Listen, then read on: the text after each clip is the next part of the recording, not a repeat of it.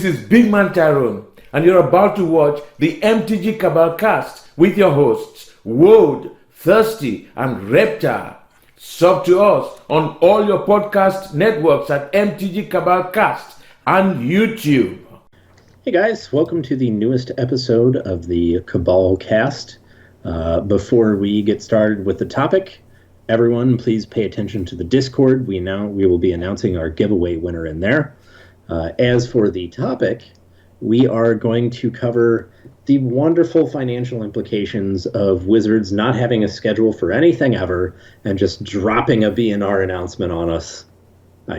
We knew it was coming eventually, yes, just not exactly when. Yes. And then we'll go with picks. So let's go ahead and get started. So last week we had bans in Modern finally. We got Mox Opal, which I think we talked about being a lazy ban. We saw Oko go as well, which should clean up the format and allow for a little more flexibility. And what we're seeing out of that is that the only thing that's changed is Oko is no longer in the format. The end. Yeah. You can still and play. Affinity is also no longer in the format. Yeah, but it wasn't before either. Yeah, so we're seeing, as predicted, Mox Amber take over the Mox Opal slot in the Urza decks, although from what we've been seeing over the weekend, as people are playing the arena events, it's just Grinding Station as your kill condition. And I'll bring that up because it's a weird card, but it's always been floating around in these artifact decks. I want to say there was a version of KCI with Grinding Station. There was. And this basically just allows you to mill out your opponent. Or in the case of Emery, find something else you want to tutor into play and drop that in, and that's all good. The interesting part about this ban is that people, namely vendors, found out about this day in advance, maybe 2 days advance, on the floor of Knoxville, essentially. So when we were talking about this before, much like the Splinter Twin ban kind of making its way out ahead of time, people knew that Oko was coming, and that weekend the value tanked from over 20 on the buy list to 10 and 11 on Facebook. Yep. So, yes, there was an email that was circulating. I did see it. Pretty much everyone knew Oko was coming. I did see information that Mopal was getting it as well, which legitimately led me to doubt the credibility, because I was like, there's no way they're going to do that out of nowhere. Urza is clearly the right card, because I'm an idiot and forgot the last year of Modern bans where we had Bridge and everything else before Hogak got the axe, which is what should have gone the whole time. Yes. So I had my own head up my ass as far as Wizards has it up theirs. Anyways, yes, this stuff happens. It exists. Let's move on. Pretty much that day, so Sunday, late Saturday, early Sunday, all of the hot list numbers on Oko were gone. They just didn't exist on boards anywhere. Highest price in the room was 10 or 11 bucks. On Friday, it was 20. By the end of the weekend, everyone knew, and they were like, no, we're done. Don't bring them in, whatever. Yep. The general belief was among the vendors on the floor was, hey, at 10 bucks, we break even at worst because it's still legal in Legacy, and it'll see play into EDH pretty much forever. Yep. Which, true. Cube as well, if you want to look at that. And I'm sure there are some people who play this at a kitchen table who want to be that kind of person, you know. I was more surprised that we didn't see Astrolabe banned in Legacy, but hey, whatever. You got it, I guess. They don't care about Legacy, we know. It was interesting, though, because my first assumption was, of course, Urza's going to tank a little bit. Mm-hmm. It's going to see a little bit of a drop. But if you look at the price graph on stocks, the price didn't move. Was not affected at all. So looking at the low, we have pretty much from January 3rd through now January 20th, we've gone down $1 on low. Yeah, just about. And you can see the first drop on the 16th. It's 2650, and then it goes down to 23, and then it goes back up. So it's been floating around there. I fully expected that card to tank. So what does this tell us about these untimed announcements? It's that the refractory period for this stuff is very quick, and if it is an established archetype such as Urza, you're not going to see tanks on anything like that. Oh, no, now, no. Take a look at the biggest victim of all, Arcbound Ravager. Victim we're down to like 2 additional $10. reprints, 1 additional reprint. Yeah. Even then, it's still dropped about $4 since the BNR announcement. That's pretty crazy.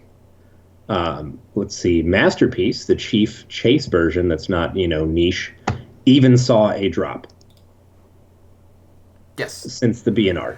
To be fair, there's only one format you can really play the any foil Arcbound Ravager in, because it's really hard to play 56 foils in 4 Mishra's workshops. So, that's fair. Yeah. I did it. You shouldn't. Don't do it. Yeah, I remember the questions about Dredge.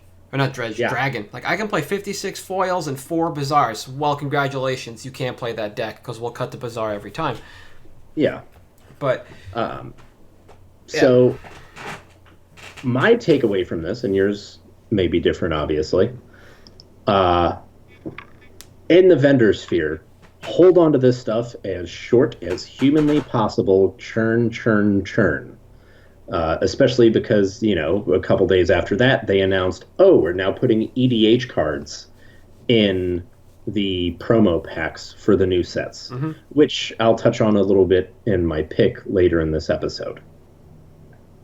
No, I agree, and it's interesting because the number of times that a leak has happened on a Grand Prix or Magic Fest floor that I have been privy to, I can still count on one hand, but it has affected our entire weekend. Yeah. And the only time it didn't come from an official WotC source, it came, meaning somebody that was currently working at the company, it came from somebody who had been working on a product for WotC and was no longer working. And effectively the NDA was lifted, and they were just asked nicely to not say anything. Yeah, sure. So it always has an effect on the vendor side of things, albeit small. And you might not always recognize it, but it is affecting the vendors, because as soon as they find out and they can corroborate it, then that means immediately the site's going to change. There could be a change in buy list, and there could be a change on prices and cases. Availability generally won't change because no vendor is going to pull stock because of something, either because there's going to be a reprint or a ban or anything like that. But you will see some of the smaller nuances of the vendor game change in that regard. And it always kind of throws things into a little bit of a tailspin for us. Yeah. So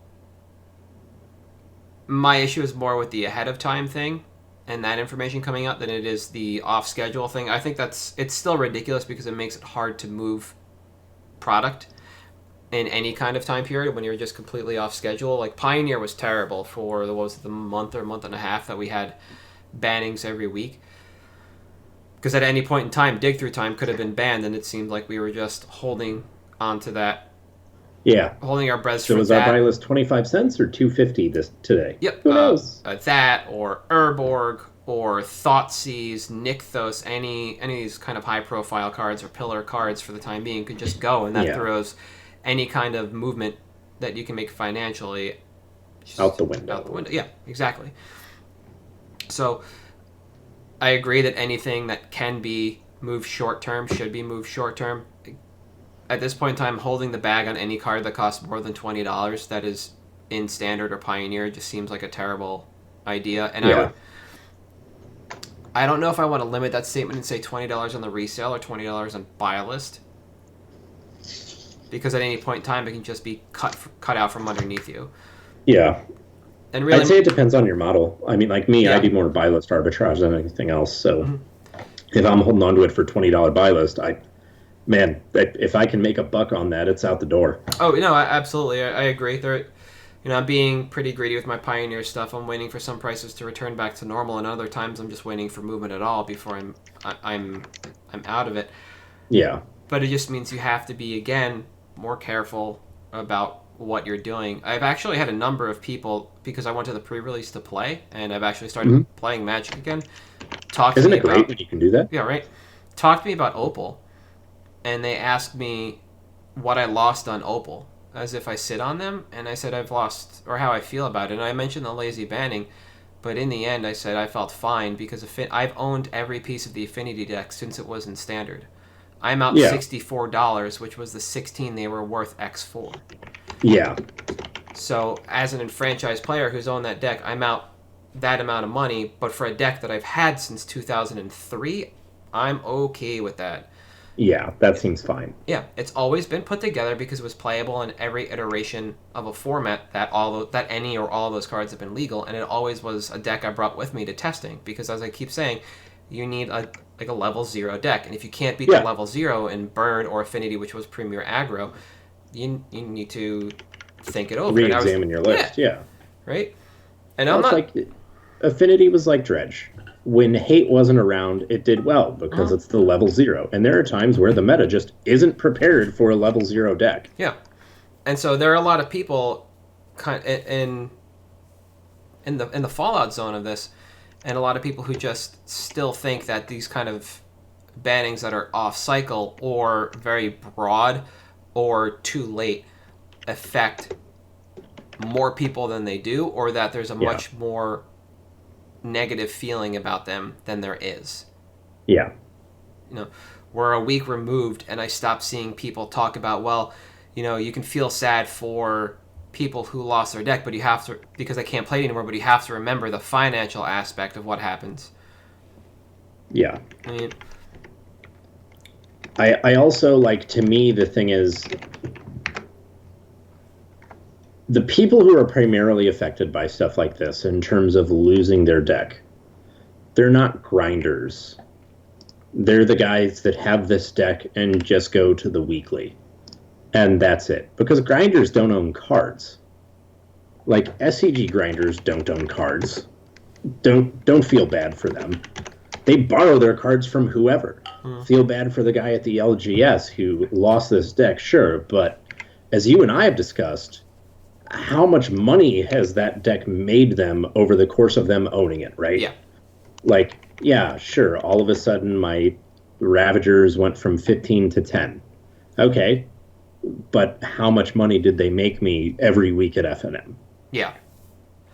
Exactly. And I think it all just kind of rolls back to, again, if you're holding cards expecting growth for a format where anything can be reprinted at any point in time, and in a format that's highly volatile and is being injected with new cards constantly, you have to be considerate of what could happen. What is it, every 6 weeks now? Whenever. No scheduled time. It's just on a Monday when they decide to. So, exactly. Awful. You just have to kind of turn and burn. Yeah. Keep up. Reinforces the belief that the only stuff worth holding on to, and this is something both you and I have harped on since the start of the cast, the only stuff worth holding on to for growth is duels. That's pretty much it, because they're incredibly liquid. They have a very, very good return.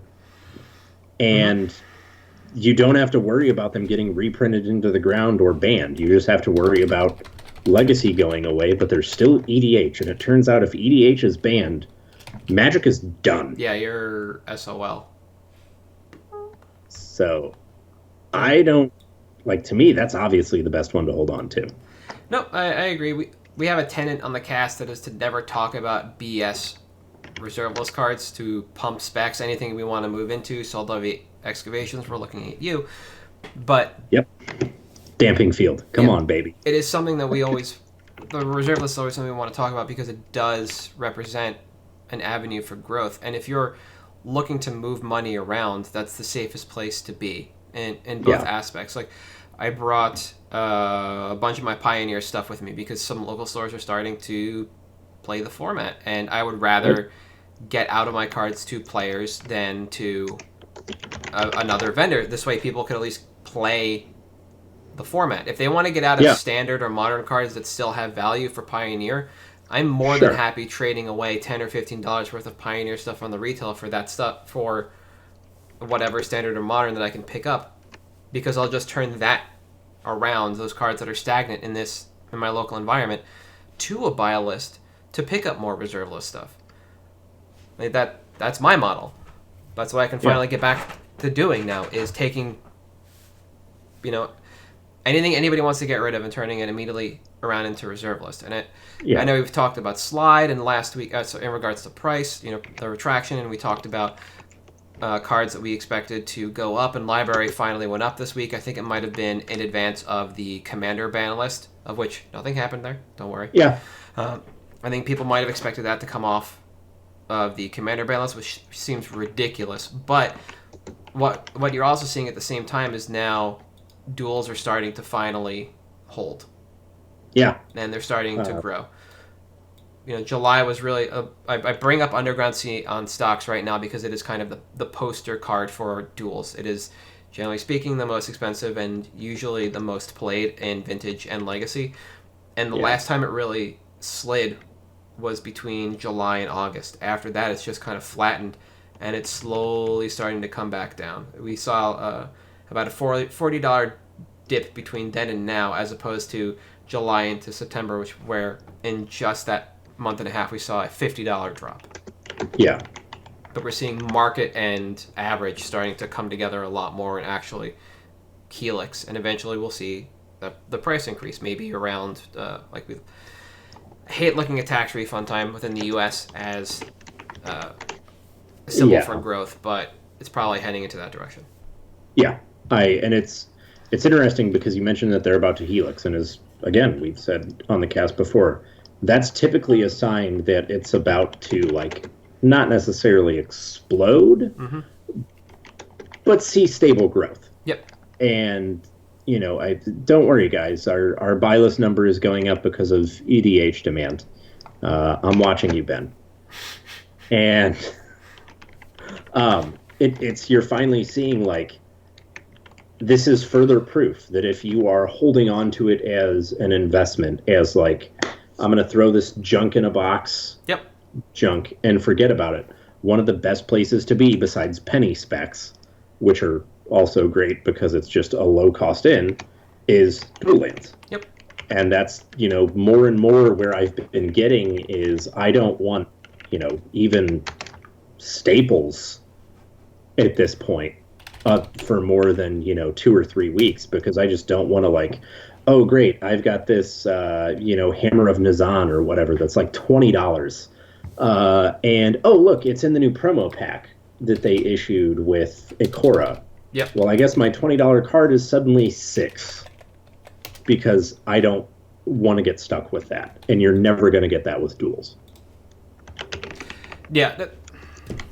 The announcement of a lot of those promos is obnoxious, especially the yet again printing of Sunbird's Invocation. Yep. We'll win on that one eventually. Yeah. Well, and then you've also got they said, starting with Ikora, there's going to be 4 commander decks a set. Well, now all of a sudden your Mirari's Wake is an infinite reprint risk. Yep. Your Sigarda's Aid, which is finally starting to see actual growth in price, is a reprint risk. So it just further drills home, as a vendor, as someone wanting to make money on this, you want to hold on to cards exactly long enough to turn them into money. No longer, ever. Yep. Or understand the percentages of certain people's buy lists, have a list ahead of time of what you're targeting, and know what you can get rid of and its buy list value, and what you're taking in and its buy list value, and see if you can match or beat. Because that is also something that happens. And speaking as, and I'm sure it's the same for you, someone at a booth, if you bring me a list and you say, these are my numbers, this is what I have, that saves everyone so much time. Yep. Because I can tell you right away, I can't pay this. Or I can pay this, or I can pay more. And it's just the best way to do it. And you need to be mindful of that now, like you said, because, some vendors may have information that other vendors don't. Mm-hmm. That's just how it is. I'm sure there were some vendors that didn't see the email, about Ensnaring Bridge, Imperial Recruiter, and Rishport, which I remember posting in the Discord the weekend of that GP being like, yo, guys, these are getting reprinted. Yep. Like, trustworthy source. And everyone was like, all right, well, I guess we're going to dump all these to buy lists right now. Mm-hmm. And you just have to be mindful of that and try to get your percentages wherever you can. Absolutely. And I think this also plays a little into the adage about Modern, which is that any player, if you play your deck and you know your deck, you're at more of an advantage than somebody who hops every week. Yeah. And that also helps you call a Modern collection. Yeah. Modern isn't a slow-moving format. It moves pretty quickly, especially if they're injecting new product and keeping a more watchful eye on the format as a whole for B and Rs. Well, Bs mainly, no Rs. Yeah, no. And no UBs. That's never happening. Free the political prisoner. Bring back Twin.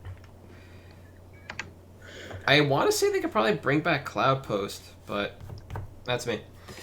And I just want 12 Post again. If I can cast all the spells, gain all the life, and take all the turns, that's all I care about. That's what I'm saying, because Infect still takes 10 to kill you. Yeah.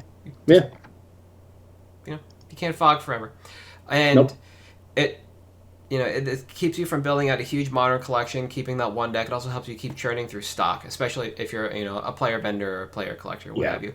If you're a collector and you're kind of losing your ass over these bans, then you might want to rethink your strategy as a whole. As a player, this is going to happen.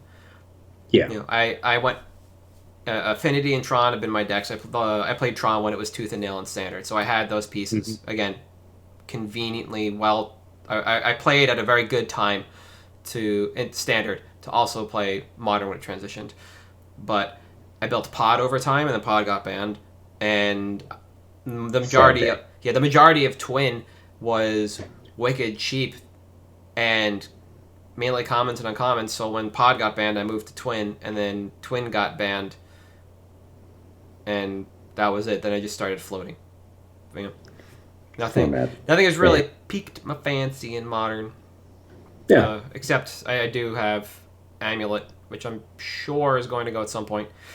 It's also very, very good now, which I think there was a lot of feedback after the ban, which also plays into it. People were like, you forgot to ban Amulet. So then all of a sudden you started seeing Amulet pieces go up in price, because what used to be the format Boogeyman is suddenly, in the moment, the format Boogeyman again. Mm-hmm. Because at that time, it wasn't how Wizards are going to adjust. It's what was good before that's suddenly good again without Oko. Yeah. Amulet. Yeah. Because Amulet loses to Oko. So the other thing is, to make money, look back to prior metas.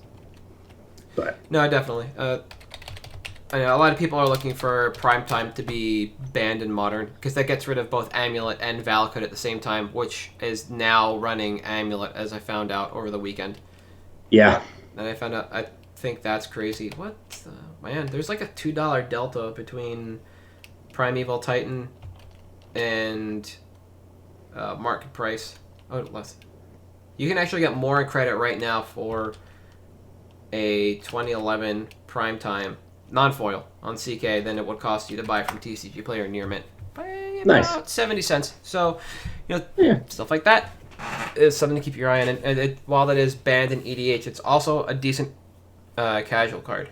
Right? Yeah, for sure. Banned. It is banned, right? No, Worldfire was banned. Yeah, Worldfire was. Yeah. I gotta double check. This card is like 100%. This is banned. But yeah, one of the things when I was harping on it a couple casts ago about how bad this change is that, like, we don't know when we can just be left, with our meal in our hands and it's just taken out of us. Mm-hmm. So, and as I said then, you have to own your stuff as short as possible. Yep. And when it happens, if you want to make a quick, like, pump and dump buck, be prepared to go in on whatever the meta was before, because you need to be quick about it because people are going to figure it out. Yep. The other way to do it is to go in on like, all right, so what's the replacement? And of course, most of the Urza, like Discords and everything, they all said, oh, we're just going to run Mox Amber now. And that's fine. But it's a little bit grindier, and it's a little bit less explosive than it was. Yeah. Tantalite is also seeing an increase because you can go fish for a Tantalite out of your graveyard with Emery and get around the suspend clause. Whether or not that picks up I think it had a $4 price tag coming into this weekend, and now it's somewhere around 5 or 6 just because it's a Mox and it's playable in EDH.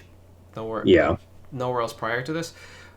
But if that becomes the tech, then moving in at $4 to $5 isn't a bad idea. Seems fine. Amber had a problem where every time it wasn't played, it dropped back down to its floor. It could never be, the floor was never really reset at all.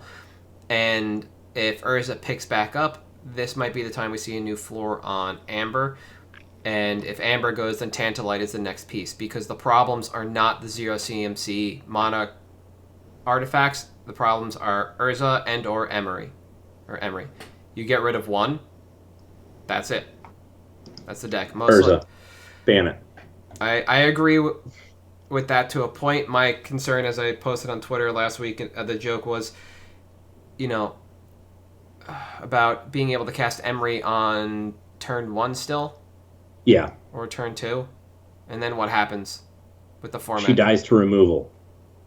She dies to Doomblade. She can't possibly be good. It's the Tarmogoyf argument. Yeah. It's flawless. Yeah, imagine having Urza and Emery and Psy Master Thopterist all being able to turn on Mox Amber that early in the game. You have an Affinity card that costs 3 and a 0 CMC Mox that turns on when you play your Legend. I can't imagine that gets played on turn 2 fairly reliably. Yeah. With Amber just chilling there. It's ridiculous. But there we are. Yep. It is what it is. And it's interesting to see that the bans that have been announced ahead of time, I put that in quotes, have a little more effect on finances than the information about reprints or re-releases than we've seen. Mainly because these cards had everything to lose and nothing to gain. Meanwhile, the reprints that I've heard about were about a quarter in advance. Yeah. What the GP promo was going to be.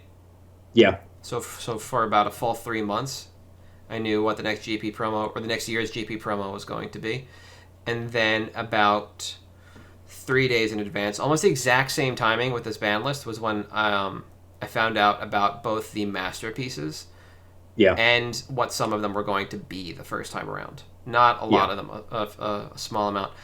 And that changed the vendor-to-vendor interaction entirely those weekends. Yeah. Because the GP promo only affected foil prices of the card. It did not affect regular prices. Yeah. So, being the good guys that we were and knowing in advance, when another vendor would come up and try to deal on that card, we'd let them know what was going to... The set foil, we would let them know what was going to happen ahead of time. Oh, and if they wanted to try and continue deal on that card, we would, but let you know, like, you could get hoisted on this if you don't have the out. Yeah, you could be washed on this, so, just so you're aware, we're not trying to, like, scheme you out of it, which I think is how it should be done. Yep, and the same thing with the artifacts we find out for Masterpieces. Another vendor was walking around with, like, one of them came in a promo pack way back when they were doing books, in a cellophane promo pack, and had a sealed one that they were trying to move, and we told them that we will not be picking those up at a reasonable price because on Monday they will be announcing a premium version of that card. Yeah. And it is not worth our time to pick that up when demand is going to be for this. It's going to tank in 2 days, so take it to someone who doesn't know. Or someone that needs them. Yeah, that too, someone that just needs them. Yeah, those two events I was working for 2 completely different vendors, and one of them, the second was primarily focused on EDH at that time, so we were well backstocked on this card in that version. There's no need to go deeper on it when we knew another version was coming out, and we were going to bust Infinite of the supplement of not Namek, Kaladesh. Yeah. But that didn't affect the vendor-to-player interaction or the player-to-player interaction that weekend. That just affected the vendor-to-vendor interaction. Vendor. Yeah. You know, and when the next GP promo was released, sure enough, the foil prices did drop because the GP promo with brand new art came out, and there it was, the second foil, and that deflated the value overall. The premium version of that artifact was announced. It was shown. I think it was one of the flagships of the set, the masterpiece set. Yeah, and that was it. It devalued the original one for a little bit, and we just kind of sailed along. But players did not lose their asses like they did over a ban. No. And the other thing is, like, a lot of times when you say, like, the reprints have stuff to gain, I mean, look at Modern Horizons, for example. Fact or Fiction got announced in that set. Yep. And the invasion foils exploded to, like, 10x overnight. Because when that happens, all of a sudden people are buying into this hype train. Yeah. And so there you have way more to make from a reprint than you do from a banning, because reprints are often introducing it into a new format. If Brainstorm gets printed in a standard set, it's never happening. All of a sudden, standard, Pioneer, and Modern, your Masks foils are worth $1,000 suddenly, potentially, a piece, rather than for a playset. Yeah, we had Fact or Fiction and Opt, right, in the same year? Yeah. Do that? Because FOF was in Modern Horizons, and Opt was in Ixalan? Ixalan. Oh, yeah, it was the year before. Yeah. So and then again in Dom. But look at the invasion foils and what happened to Ops when it got printed in Ixalan. All of a sudden, those invasion foils went from like a $5 to $10 card to like 30 to 40 overnight. Yeah. Because, now it's Modern legal too. Well, obviously, Storm wants this. Through the roof. Yeah, every blue deck was playing Opt. It's actually really funny. I'll bring up the stocks graph. Nothing. Ixalan, and then stocks can't even connect the line for foils. Yeah. It just goes from $4 to $60 for the foil. Yeah. Yeah. And then the set foils devalue over time as they continue to reprint it, or as people just keep buying back into the original. It's just this, whole ball of wax. It's pretty interesting, and the untimeliness of every one of these announcements generally leaves somebody feeling sour. Oh, for sure. The only thing that is kind of interesting right now is that the RC is catching a ton of flack for not dealing with any part of the Bubble Hulk combo. The Spike Feeders today put up a really nice... Good job, guys. Yeah, response on Reddit. They linked to it in their Twitter feed. I'd give that a read if you're into playing more competitive regular EDH or C EDH. And they basically broke down why the card that needs to go is Flash. Yeah.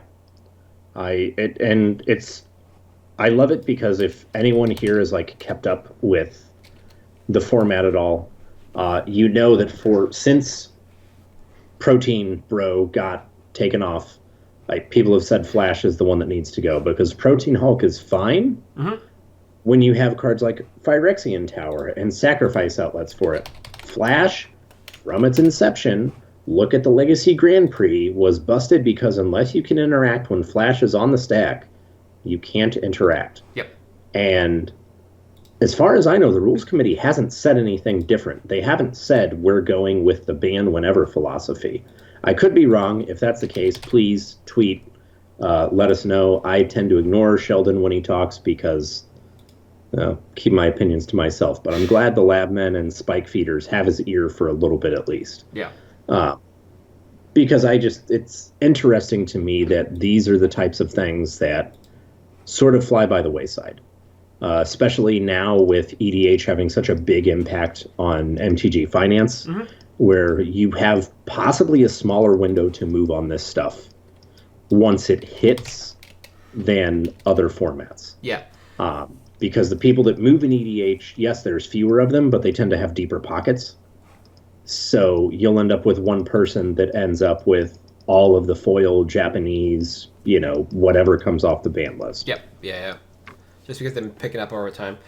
Yeah. Interestingly enough, foil Flash is on CK's buy list for $3.30 USD, $4.29 credit, and the foil market is $4.90. I don't track this card because I own like one copy of the Mirage version.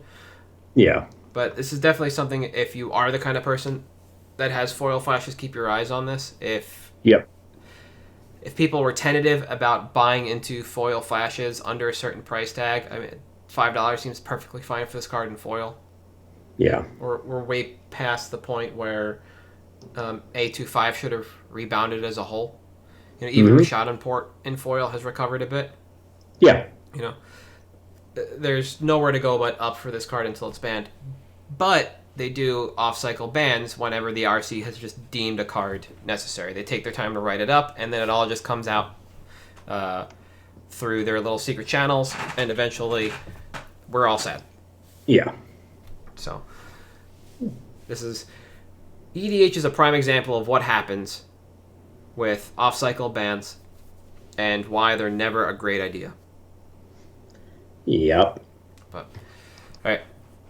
Enough ban list bashing, because we're going to have one in a couple of weeks. Oh. Yeah. Move on. Move on to picks? Yes. Alright. You want to talk over yours? Yeah, so I'll go over mine. And as I said, now that these promo packs have changed, we're getting EDH cards as often as possible. We have probably 3 months till the next set comes out to find out that we're going to get hoisted on this.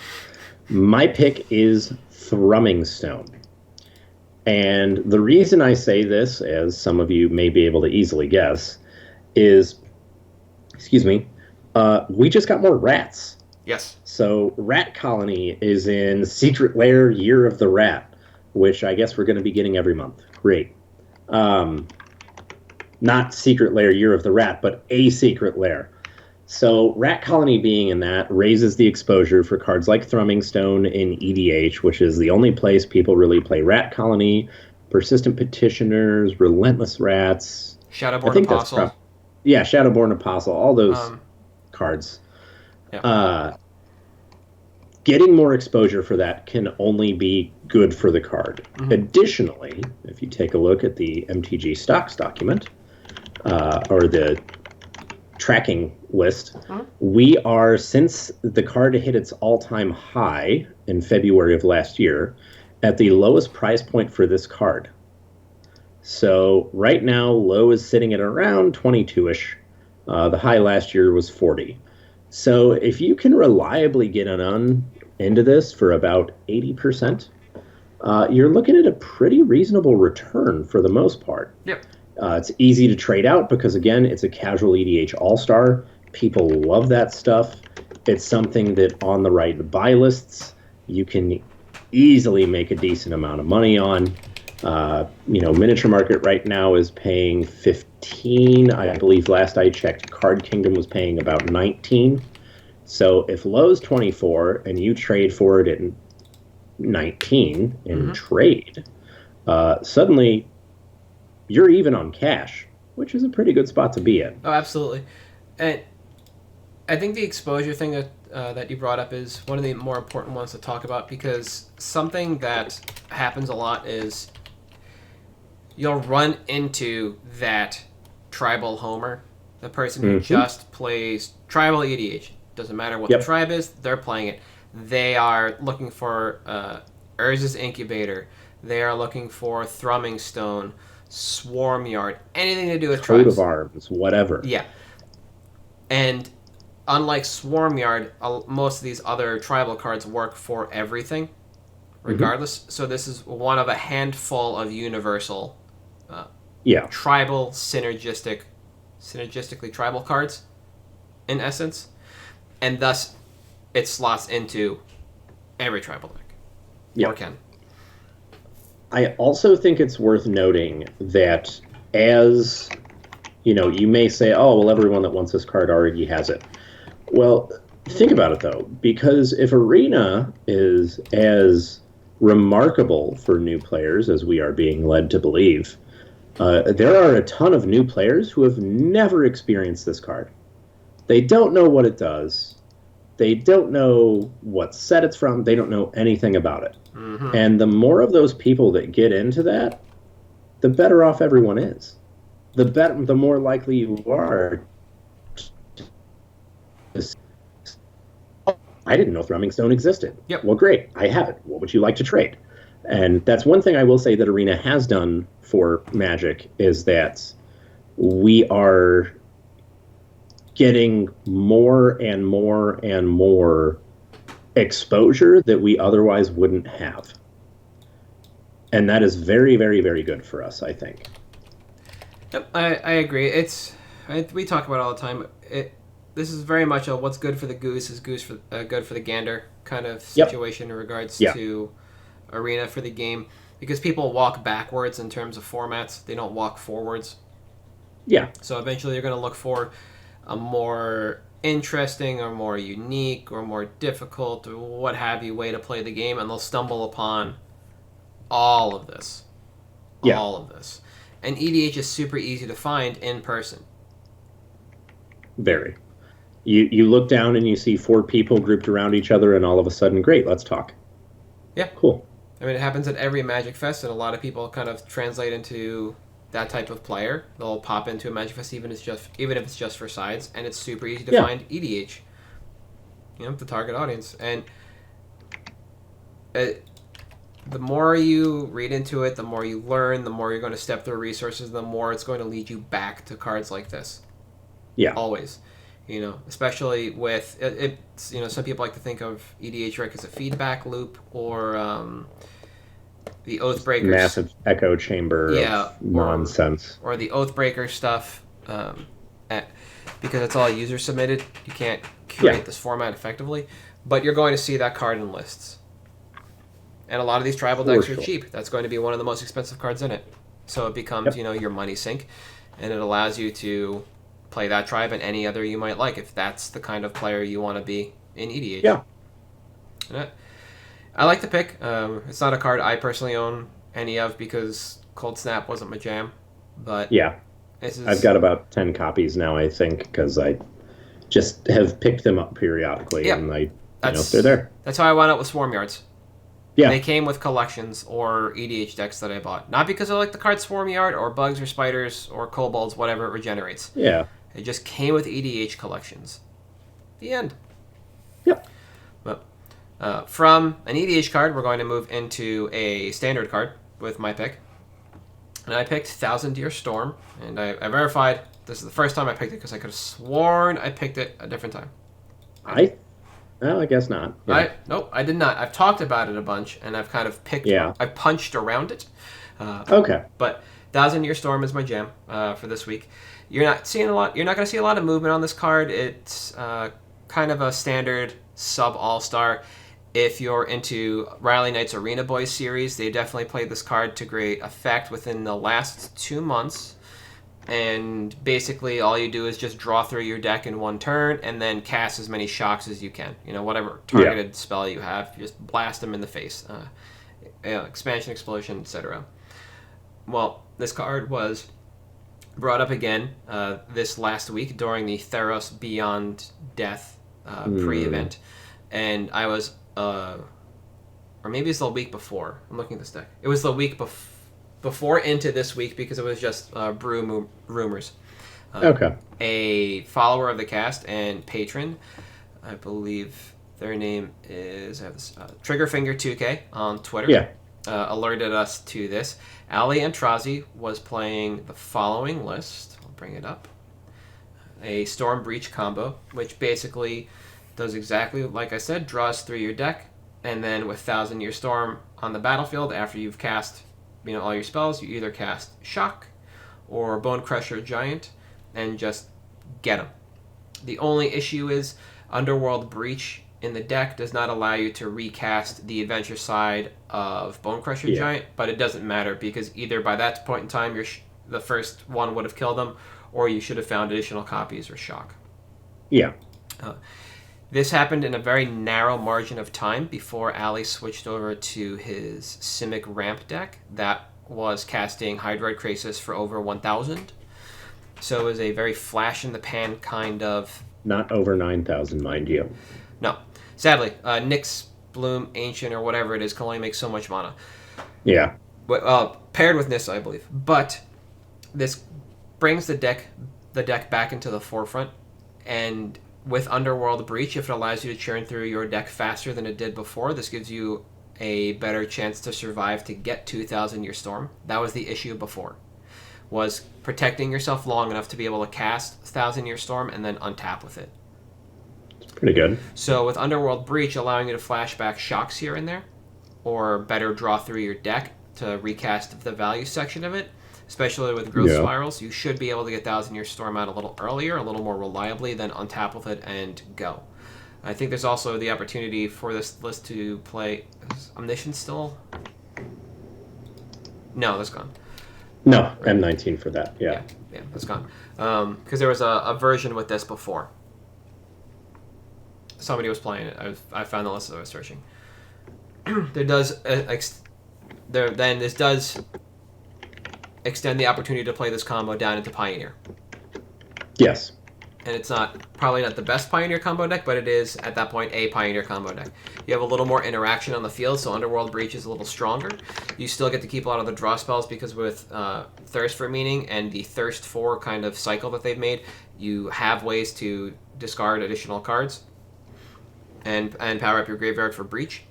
And at a $4 Mythic right now, I already brought up the stocks page, you are generally sitting pretty well. It's fairly well positioned for this card. In the US, the vendors are selling it for about that. Card Kingdom is buying it for about $3 in non-foil, but you can reach overseas from the US and buy this card for... dirt.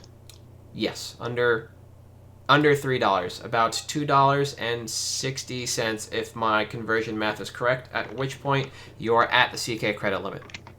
So this, if you don't own them yet, this is the arbitrage opportunity from overseas. Right now I can reach out and buy 10 at that price, which is an immediate turn, and not a bad one. And I don't know what it looks like on the European market, as this is still a standard playable card, not an EDH only card, which is where I would expect to make my money if I was moving things from Magic card market. It would be EDH only, not a card that overlaps. Yeah. So I think this is good, and one of the reasons that I really like this is it's a card that when the set came out, everyone immediately identified as, oh, this is some kind of like storm card that's going to take off eventually.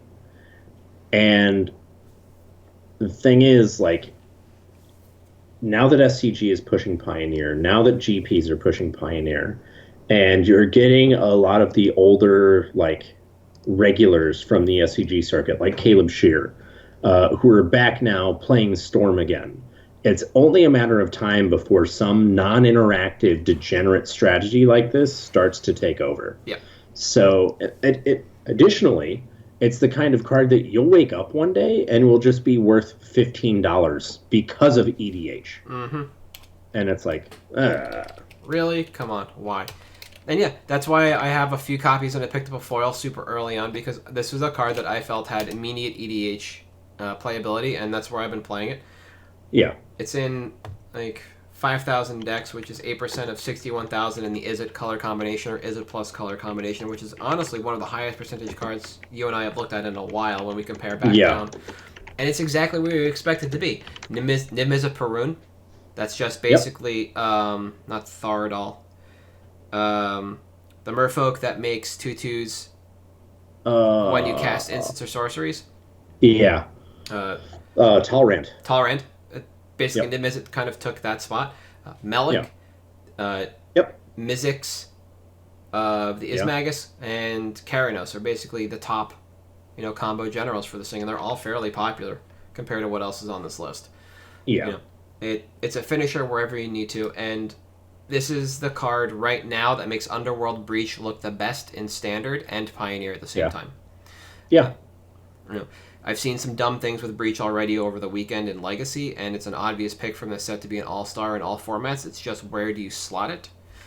And Storm is the deck in every format, because that has that keyword. The only way you get this word in a playable fashion in both Pioneer and Standard is on 1,000 Year Storm. Yep. So I think That's my pick, and I'm sticking to it. Solid. Yeah, I think so.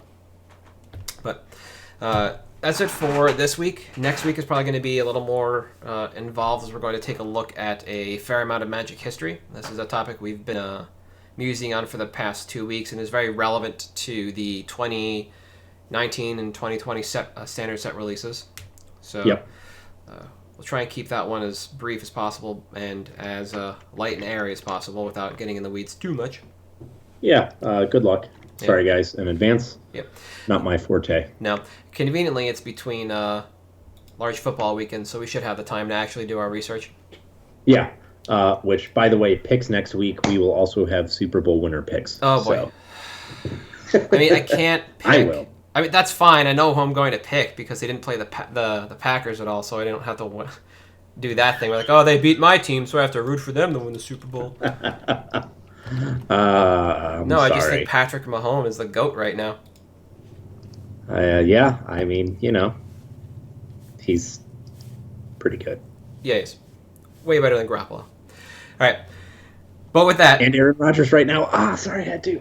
Look, I mean, you have a freshman coach who brought you to the semis? Like, yeah, that's fair. That's what I was impressed about. Nobody played well yesterday. As a Cowboys fan, thank you for a better head coach for my team. Yeah, right. Yeah, now that you get Mike McCarthy back. Yeah. Yeah. Eesh. Yeah. His overall team wasn't bad. His coaching staff, I mean. Yeah. If he brings those guys in, they're not bad. They're not bad. No. But all right, before we get too off topic with the NFL. Yeah. We are at MTG Cabalcast on Twitter and on Patreon and on YouTube and Facebook. All those places. And iTunes. Everywhere. Yes. iTunes, Stitcher, not SoundCloud. No, we'll get there. Maybe. Yeah. Acquire some work. I am at Halt I Am Reptar on Twitter. I am at Thirsty Sizzler. And we'll catch you guys next week. Thanks for tuning in, guys. See you.